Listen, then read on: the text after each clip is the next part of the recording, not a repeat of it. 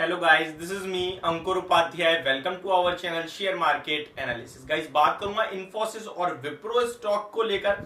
दोनों स्टॉक्स में आज के सेशन में बहुत ही शानदार आउट परफॉर्मेंस होती हुई दिखी है मार्केट के सामने। मार्केट ऊपर से सारे गेन्स गिव अप करती हुई दिखी और जो गेन्स थे वो आईटी स्टॉक्स की वजह से ही आए थे। मार्केट के गेन्स चले गए लेकिन आईटी स्टॉक्स डे हाई पे बंद हुए। आप सभी के साथ कंटिन्यू बाय की रिकमेंडेशन के साथ चल रहा हूं और एग्रेसिवली होके मंडे से आपको इन्फोसिस बाय करा रहा हूं। कल के सेशन में विप्रो में भी आपसे कह दिया था अब गिरावट खत्म, अब खरीद लीजिए, अब रिजल्ट का जो भी इंपैक्ट था हो चुका है, यहां से नहीं गिरेगा, एक शेयर मत बेचना, आपसे क्लियर कट कहा है मैंने। इन दोनों स्टॉक्स के बारे में एक ही वीडियो में बात करेंगे। विप्रो और इन्फोसिस अगर आपके पास है पोजीशन तो क्या होंगे आपके लिए टारगेट्स और क्या होगा एसएल। देखिए, कंटिन्यू जो मेरे व्यूअर्स हैं वो कहीं ना कहीं देख रहे हैं, कहीं ना कहीं पैसा बना रहे हैं। देखिए, इन्फोसिस पे आपको कंटिन्यू बाय की रिकमेंडेशन दी है 2 दिन से और एग्रेसिव होके अभी कोई टारगेट अचीव नहीं हुआ। अभी तो शुरुआत है, मेरे हिसाब से बड़ी तेजी रह चुकी है, अभी रही है।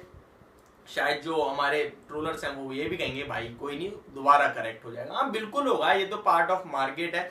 बट अगले 1 महीने में मैं आपसे 1 महीने का जो टाइम पीरियड मांगा है मैंने, वहां मेरे टारगेट्स अचीव होते हुए दिखेंगे।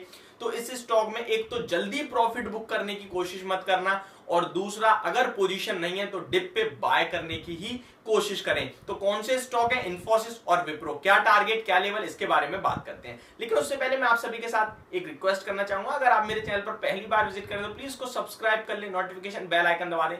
एंड गाइस, आपको ये वीडियो समझ में आए, पसंद आए तो प्लीज को लाइक भी कर देना ताकि मुझे मोटिवेशन मिलती रहे। आपका किसी स्टॉक से लेकर कोई भी क्वेरी है प्लीज कमेंट करिए, मैं उस पर या तो वीडियो बनाऊंगा या शॉर्ट बनाऊंगा।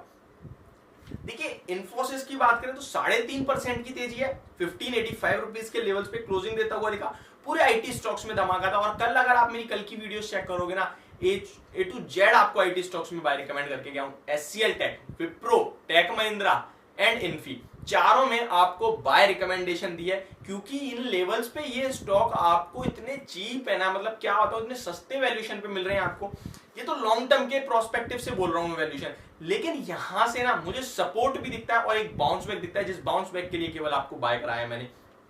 अगर लॉन्ग टर्म के लिए आप इन्हें टाइम दे सकते हो तो यहां से बहुत शानदार रिटर्न दे सकते हैं। देखिए, विप्रो जो 700 रुपए पे भी लोग चढ़ के खरीदते थे ना, आज 500 रुपए पे तैयार नहीं। क्यों? क्योंकि फियर फैक्टर ना बाइंग को बिल्कुल खत्म कर देता है और जो इंसान हमेशा फियर में बाय करता है ना लार्ज कैप स्टॉक्स को, ब्लू चिप्स को, उसने आज तक बड़ा पैसा बनाया। जिसने 700 पे खरीदा ना वो आज रो रहा है और 700 पे खरीदने वाला 500 पे ऐड भी नहीं कर पाएगा, लेकिन जो 500 पे खरीदेगा ना वो 700 पे भी बेचेगा ना तो भी उसे 20% का 40% का फायदा होगा।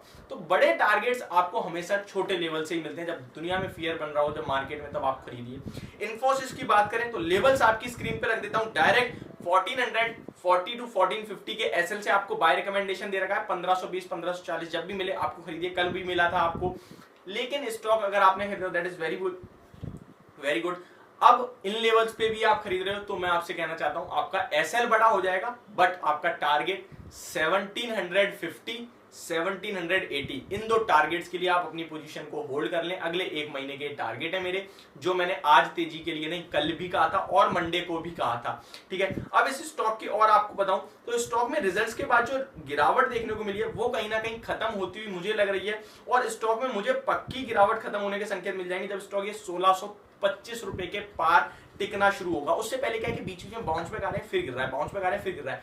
ये बाउंस बैक का सिलसिला जो है ना वो खत्म होगा। अगर 1625 का लेवल निकाल दे एक बार तो मुझे लगेगा अब स्टॉक चलने के लिए तैयार है। फिर जो रेजिस्टेंस है 1660 1665 का, वहां तक तो स्टॉक जाएगा। उसके बाद वहां थोड़ा सा मुझे वॉल्यूम्स का प्रेशर मिल जाए, मतलब स्टॉक को, तो स्टॉक जो टारगेट्स है वहां पहुंचता हुआ दिखेगा। बट मुझे लगता है डायरेक्ट और इनडायरेक्ट पहुंचेगा ही ये स्टॉक वहां तक। आपकी पोजीशन बाय साइड पे होनी चाहिए और किसी की है तो होल्ड करिए। ठीक है, स्टॉप लॉस मैं आपको बता चुका हूं, हालांकि डीप है क्योंकि स्टॉक आज ही 3-3.5% ऊपर आ चुका है।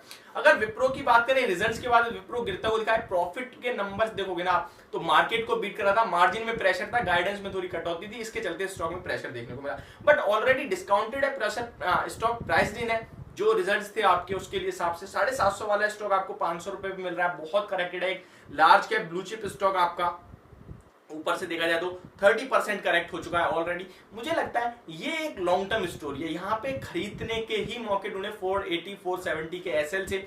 और पहला टारगेट तो मैं फ्रेश एंट्री की बात नहीं करूंगा, अभी फ्रेश एंट्री इसमें 520 रुपीज के ऊपर की क्लोजिंग के बाद ही बनेगी, 520 पे हर्डल है। लेकिन इस स्टॉक को यहां से आप एक्यूमुलेट करिए जिसके पास है।